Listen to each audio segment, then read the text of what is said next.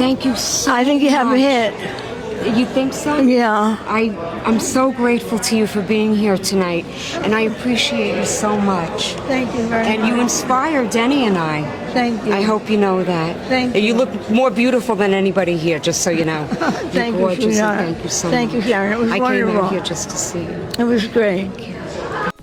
Today, we mourn the passing of one of the most iconic voices of American pop history, Concetta Rosa Maria Franconero, known worldwide as Connie Francis, born on December 12, 1937, and sadly departed on July 16, 2025.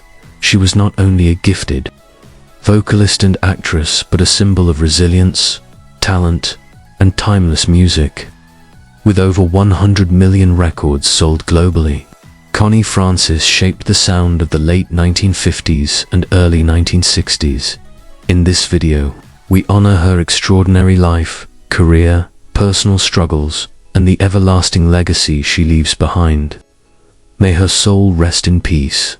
Don't forget to like, comment, share, and subscribe as we remember the legendary voice of a generation. Connie Francis, early life and family background. Concetta Rosa Maria Franconero was born on December 12, 1937, in Newark, New Jersey, to Italian-American parents, George and Ida Franconero. Raised in a tightly knit working-class family, Connie grew up in the ironbound neighborhood of Newark and later in Belleville, New Jersey. Her father, George, played a key role in her early musical journey, spotting her potential at a young age and guiding her development with unwavering dedication from an early age.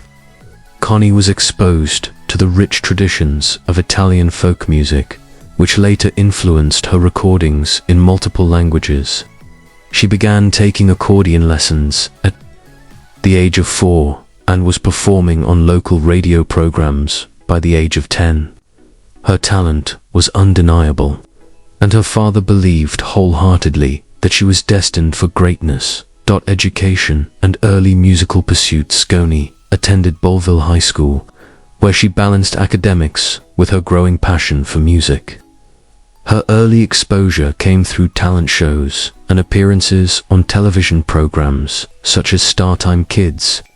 She participated in the Arthur Godfrey Talent Scouts show, and although she did not win, her exposure led to professional recording opportunities. Her first few singles under MGM Records failed to chart, and she considered quitting music altogether.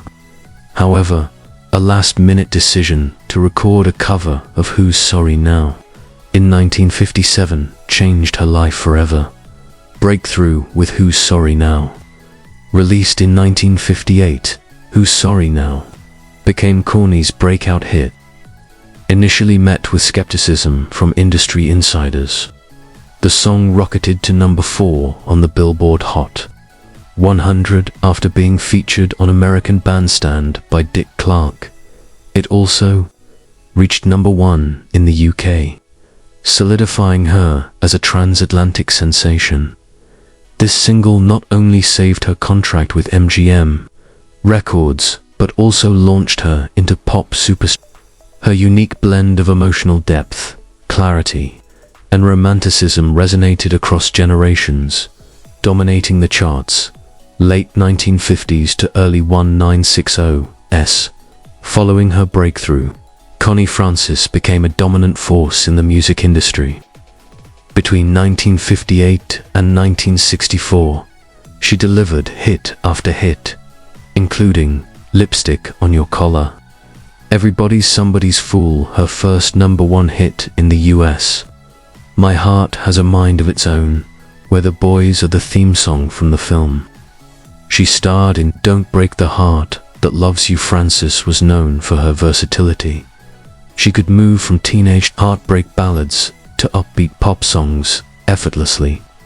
She recorded in 15 different languages, catering to international audiences, and became especially popular in Germany, Italy, and Latin America. Film career and Where the Boys Are. In addition to her music career, Connie tried her hand at acting. She made her film debut in Where the Boys Are, 1960, a box office hit that became a cultural touchstone for an entire generation. The film's theme song became one of her signature tracks. She went on to appear in other films, such as Follow the Boys, 1963, Looking for Love, 1964, When the Boys Meet the Girls, 1965, while her acting career never quite matched her musical success. These films helped expand her audience and cement her image as the quintessential 1960s pop icon. Challenges and personal struggles. Despite her immense success, Connie's life was marked by personal turmoil. In 1974, she suffered a deeply traumatic experience when she was sexually assaulted at a Howard Johnson's lodge after a concert. The incident led to a long battle with depression, PTSD, and a temporary withdrawal from the music scene. Additionally, she endured a series of failed marriages, mental health struggles, including being institutionalized, and underwent multiple surgeries for nasal polyps, which affected her voice. One of the most heartbreaking moments of her life came with the murder of her brother, George Franconero Jr., a former district attorney. His death devastated her, adding to the heavy emotional burden she already carried. Comebacks and later career. Connie Francis made several comebacks, especially in the 1980s and 1990s, thanks to her resilience and dedicated fan base. She released several albums during this time, including Who's Happy Now, 1992, With Love to Buddy, 1994, a tribute to Buddy Holly, The Return Concert, Live at Trump Castle, 1989. She also penned a poignant autobiography, Who's Sorry Now, in 1984, where she candidly revealed her life story, triumphs, and tribulations. Her bravery in speaking openly about sexual assault and mental illness inspired many, particularly at a time when such topics were often silenced. Legacy awards. An honest Connie Francis remains one of the most important female pop vocalists of all time. Her accolades include induction into the Italian-American Hall of Fame, the Hit Parade Hall of Fame, Billboard's recognition as the top female artist of the 1960s, a star on the Hollywood Walk of Fame. She paved the way for many female performers, breaking through at a time when the music industry was overwhelmingly male-dominated, with over 100 million records sold. Her influence on pop, country, and even international music is immeasurable. She helped popularize the concept of crossover success, singing not just in English but in German, Spanish, Italian, Hebrew, and more. Personal life and relationships. Connie Francis was married 4 times, though none of her marriages lasted long. She did not have children. Much of her emotional energy and love was directed toward her family, especially her late brother George and her close circle of lifelong friends. Despite her tumultuous personal life, she remained a compassionate and vibrant personality. She was involved in philanthropy, mental health, advocacy, and even pushed for legislative changes after her assault to improve hotel security measures, homes, lifestyle, and final years. Throughout her career, Connie lived in several parts of the US, including New Jersey, Florida, and Las Vegas. Her lifestyle was marked by both glamour and simplicity. While she enjoyed luxury, she also cherished privacy, especially in her later years. She spent much of her time away from the limelight, but remained active on social media and in public appearances when health permitted. Connie occasionally performed at special concerts and remained beloved by fans across generations. Illness and death in the final years of her life. Connie Francis battled several health issues. Although she had overcome numerous physical and emotional hardships, age and illness finally took their toll. She passed away on July 17, 2025, at the age of 87, leaving behind a monumental legacy in American music and culture.